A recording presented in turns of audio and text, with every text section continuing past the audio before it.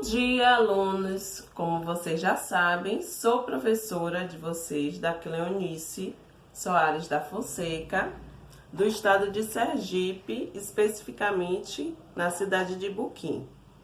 Veremos mais uma aula hoje a respeito de a literatura e o texto teatral com Gil Vicente.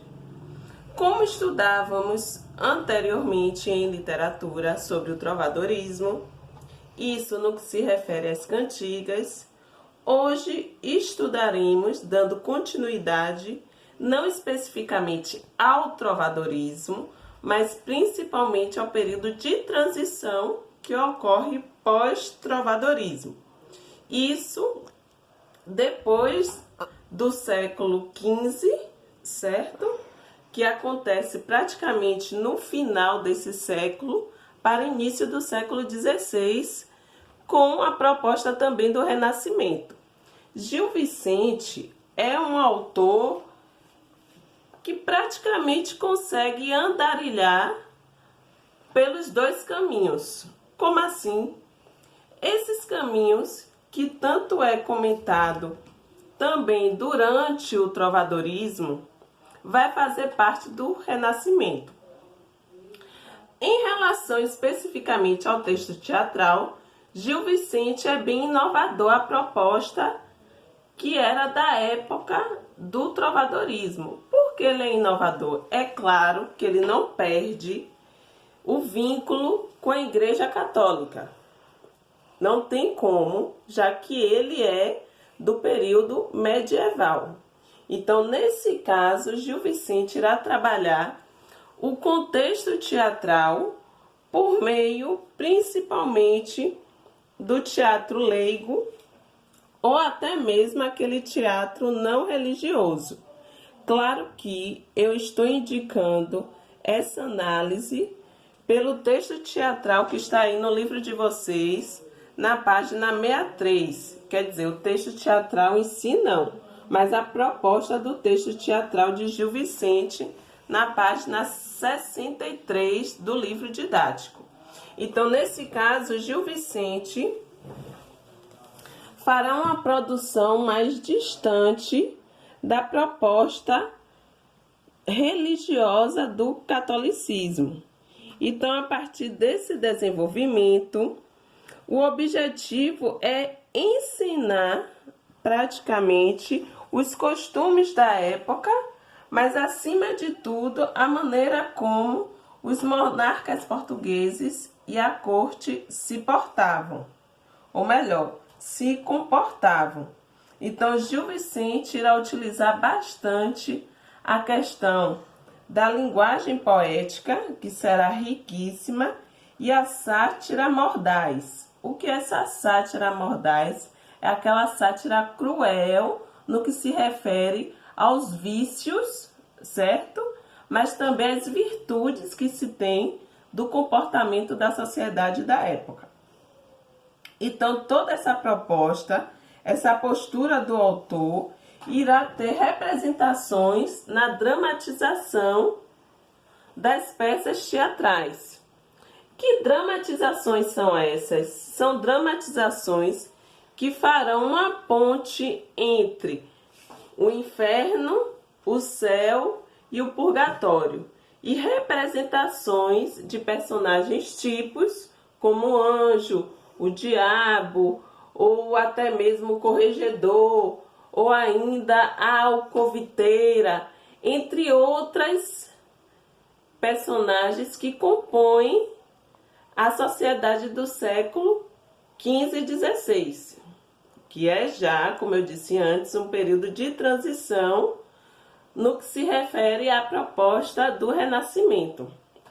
Então, a partir desse instante, Gil Vicente constrói imagens, ambiguidades, ironias e trocadilhos que satirizam e criticam praticamente os comportamentos, como eu já tinha falado antes, que são extremamente condenáveis ao que Gil Vicente acredita enquanto postura humana, certo? E ele representa isso muito bem diante dessas críticas que estarão bem nítidas no comportamento tipo de cada personagem. Então, diante dessa moralização dos costumes e a reforma dos homens, Gil Vicente implanta nas suas peças teatrais algo que possa instigar o espectador. Claro, e o que vai instigar o espectador é a questão da corrupção, que será marcada pelos homens da época e também pelos homens inescrupulosos, certo? Há uma vasta obra de Gil Vicente durante esse período do século XV e XVI. Quais são elas? Os autos, que são ensinamentos religiosos ou mesmo moralizantes, serão a marca dele. Há diversos autos. O Alto da Barca do Inferno, que é célebre. Além do Alto da Barca do Inferno, tem Alto da Barca do Purgatório, o Alto da Barca da Glória, o Alto da Barca, não, o Alto da Alma e o Alto da Feira. Além das farsas, que são peças cômicas, de caráter burlesco. Então, todas essas obras serão marcantes no que se refere a Gil Vicente, mas uma que é célebre, como eu disse anteriormente, é o Alto da Barca do Inferno. Aqui tem um trecho no livro de vocês, na página 64 e 65, porém eu colocarei na íntegra a obra de Gil Vicente, O Alto da Barca do Inferno, a partir do site do Domínio Público, que tem todo o texto teatral de Gil Vicente para que vocês analisem cada uma das personagens, o corregedor, o diabo e, além deles, o fidalgo, certo? Que fará parte dessa barca, que aí será conduzida uma barca do anjo e a barca do diabo. Só que nem todos terão o prazer de entrar na barca do anjo. Então, a proposta não é intermediária. Só existem dois caminhos, ou do inferno, ou aquele que se diz do céu. Então, esse trecho vai estar na página 64 e 65. Mas, além dessas informações, eu preciso que vocês também tragam essa questão do texto teatral para o período contemporâneo. Como assim, professora? Antes de passarmos futuramente para o resumo e até mesmo para o assunto do renascimento literário, vocês terão que ler o texto teatral nas páginas 80 e 82 de Adélia Prado, certo? Adélia Prado, desculpe. 80, 81 e 82. Termina na página 82, antes da atividade. Nesse texto teatral, há um pequeno resumo, certo? Do que irá tratar o texto teatral em si, com a fala das personagens. Só que esse resumo estará dividido, após o título, em 2 parágrafos. Depois dos 2 parágrafos, vêm as falas, claro que deixando nítida de quem é a fala que se trata no texto teatral. Então, as letras garrafais, que são as letras de forma, estarão indicando qual é a fala da personagem indicada.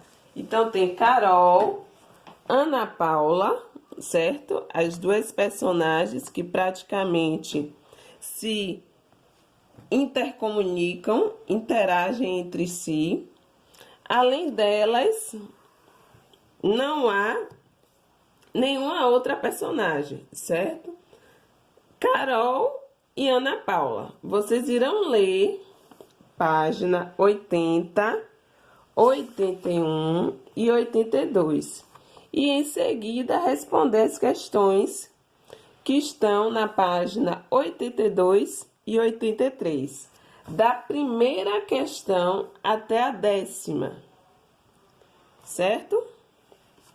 Exatamente. Então, vocês irão fazer essa leitura belíssima desse texto. Perdão, eu falei Adélia Prado, mas a autora desse texto é Adélia Nicolete.